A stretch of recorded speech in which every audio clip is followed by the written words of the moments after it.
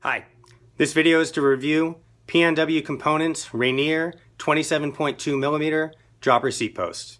If you're watching this video, then I imagine you're thinking about upgrading your current bike with a dropper seat post that has to be 27.2 millimeters. I'm going to try to share my thoughts on the Rainier post and why I decided to buy PNW's post instead of others. And hopefully this can help you make your decision on whether or not you want to buy a dropper seat post and if PNW's Rainier post is the right one for you. So when I was researching dropper seat posts to put on my bike, I found that a lot of the cheaper ones that were 27.2 had a lot of reviews that said they were quite unreliable. And I know that if I'm putting a piece of equipment on my bike, I want to know that it's going to work and that it's going to last. On the other end of the spectrum, I found a lot of the more expensive seat posts that had really good reviews were more money than I wanted to spend. I did not want to put $300 or up to $400 into a seat post for my bike. So I was very happy when I came upon PNW's Rainier. The reviews that I read on it were quite good. The price was in an area that I was willing to spend for a reliable post. What I did find though is that there were not a lot of reviews on the PNW Rainier. One of the reasons I'm making this video is to offer a little more information on the Rainier so that people can consider buying this post and balance the information on it with some of the other posts that do have more reviews.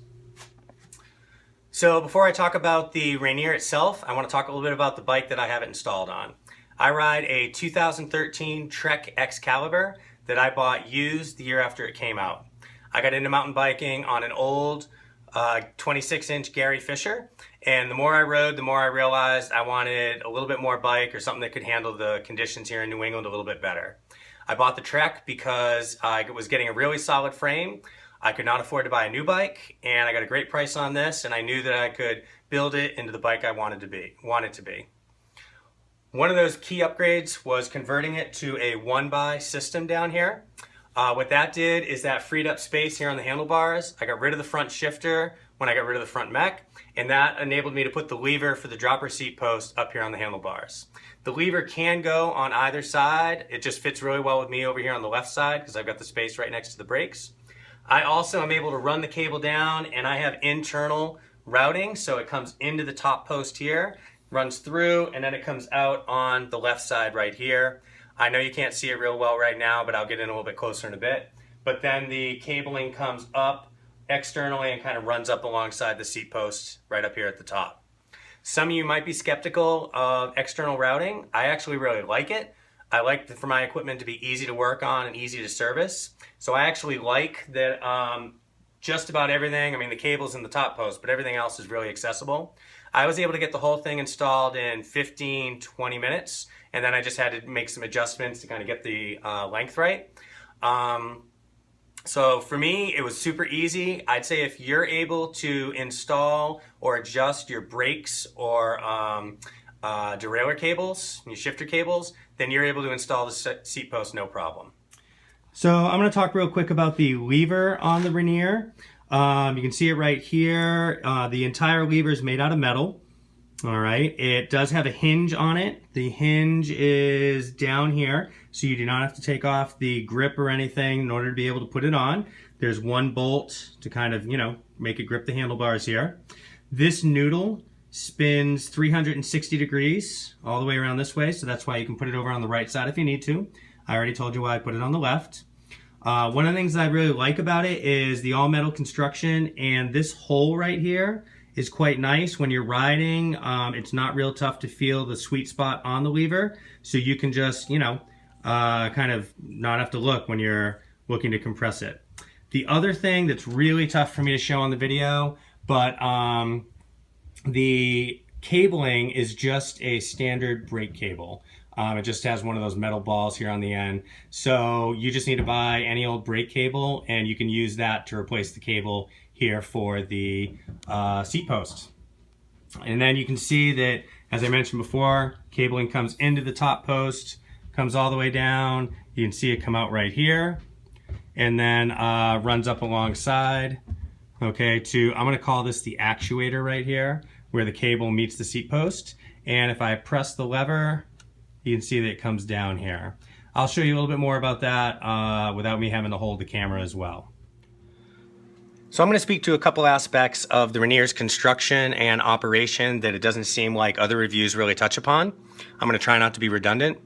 One thing I will say that I'm happy with is the spin stop technology does work. There's no play in the seat along this axis.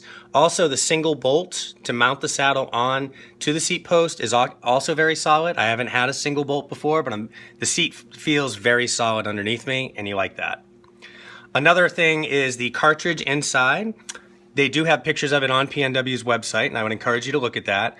I did contact PNW to ask how much it costs to replace the cartridge, and I was told that it is $70 if it needs to be replaced after warranty, but that price could come down.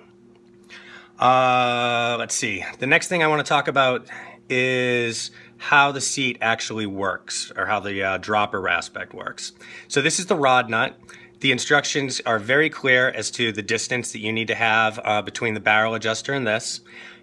And what you do is you slide the rod nut in, angle the seat post up a little bit, and then push it in, and then it slides down. You might need to pull the lever a little bit to fit the barrel adjuster in.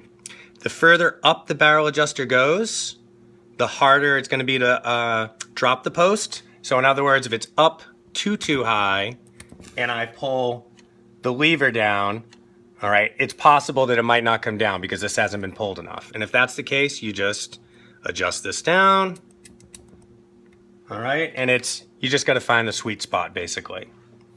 The cable stays out of my way when I'm riding, even when the seat is dropped. It's really hard for me to kind of drop it on the stand, but I'll show you that a little bit later. But this just stays right out of my way. That could be helped by the way the cable comes out of the top tube, but it just stays out of my way, basically. And again, like I said, I like the external cabling because it makes it very easy to service. Overall, the seat post looks great, in my opinion, and it works great, and that's what you really want.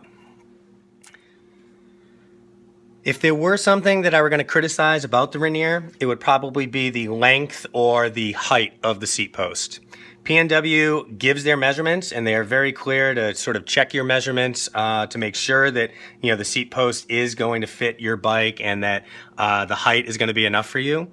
I'm 5'9.5", and I ride 165 millimeter crank arms.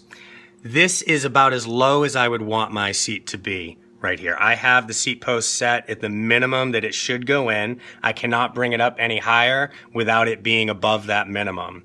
And this is as low as I would want the seat post to go. If I were 5'10", 5'11", certainly if I were 6 feet, this would be shorter than I would want. So this is not a complaint per se. I would just say that if you're taller than 5'9", 5'10", you definitely want to check the measurements. You probably should drop your seat post to that height and ride it a few times to make sure that you would want the seat to be set where it is right here. Again, PNW is very clear about that. It would just be something that you would want to check out and make that decision whether or not you're happy with the height that the seat post would be at on your particular bike. So there's one last thing I'd like to do with the Rainier, which is basically just show you how it works when somebody's sitting on it. I know some of you have read a little bit about the Rainier, might be thinking that 80 millimeters of travel might not be enough for you. There's certainly seat posts out there that have 120 or even 150 millimeters of travel. For me, 80 millimeters is plenty of travel, and I don't want to pay more money for that extra little bit when this works perfectly fine for me. So here I am, and the seat post is down. Listen to the nice crisp sound when it comes up. You can hear it on the trail. You know when it reaches the top. Also, I mentioned the height, but this is me with my leg all the way extended right here. And if I bring it down, if I need to corner, the seat is basically right above my knee. So it gives me a lot of flexibility. It's not up here against my thigh, but it's right here in my knee. So I've got a lot of movement, for when I'm cornering. If I need to go back, I'm basically sitting on the wheel before I feel the seat against my stomach. So in my opinion, PNW is selling a reliable, clean-looking seat post at an affordable mid-range price. One last thing I'll say about PNW is that they are a vendor on Amazon. So if you have any Amazon gift cards, you can still buy from PNW, but you can knock a little bit off the price. You're going to have to make your own decision whether or not the Rainier would be the right seat post for you and your bike, but hopefully this review was able to help you out a little bit. Good luck and have fun riding.